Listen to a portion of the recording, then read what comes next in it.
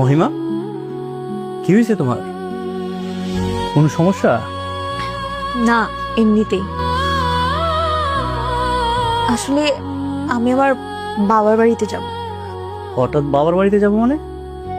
তুমি তো আমার কোনো কিছু বলো নাই। হঠাৎ করে কোথায় যাচ্ছি বললেই তো যাচ্ছি। তাছাড়া আমার কালকে বার্থডে। তুমি কি তোমার বার্থডেতে আমাকে জরুরি মনে করো না? আমার জন্য আপনার সময় আছে? আমার তো অনেক হাসি পাচ্ছে শুনে যে আমার বার্থডেতেও আপনার থাকতে ইচ্ছা করতেছে। তাছাড়াও আমাদের বিয়ে হয়ে গেছে 3 বছর প্লাস। আজ পর্যন্ত কখনো আমার জন্য আপনার কাছে একটু সময় হয়নি। আর আমার বার্থডে বা কোনো অ্যানিভার্সারিতে আপনাকে আশা করা তো বিলাসিতা। যাই হোক, আপনার জন্য একটা সারপ্রাইজ আছে। সারপ্রাইজ? আমার জন্য সারপ্রাইজ?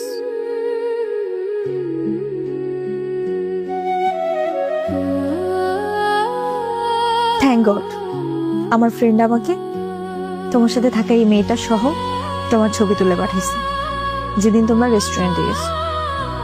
নাহলে তো আমি কখনো জানতেই পারতাম না যে আমার আড়ালেও তুমি অন্য কারো সঙ্গ নাও।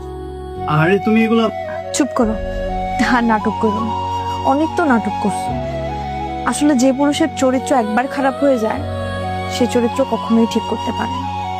তার উপর আমি আবার গতকালকে রাতের তোমার সব কথা শুনে ফেলছি। জান, আমি তোমাকে সত্যি অনেক ভালোবাসি।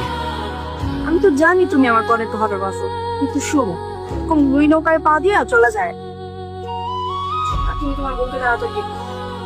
আরে বাবা, দিব তো। হঠাৎ করে কি ডিভোর্স দেওয়া যায়? আস্তে আস্তে দিতে হবে। আমি তোমাকে ভালোবাসি, তোমার সাথেই তো আমার সম্পর্ক হবে সারা জীবন। তাকে কি আমি রাখবো?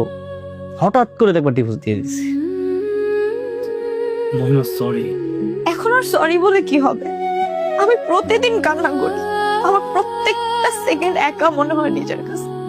আর আমি ভাবি যে হয়তোবা আমারই কোনো কমতি ছিল, আমারই ভালোবাসায় কম ছিল দেখে তুমি আমার সাথে এরকম করছো। না হলে আমার ভাগ্যে এরকমটা কেন লিখছে আল্লাহ? থাক, আর এসব বলে কোনো লাভ নেই। আমি দোয়া করতে পারবো যে তুমি ওই মেয়েটার সাথে ভালো থাকো।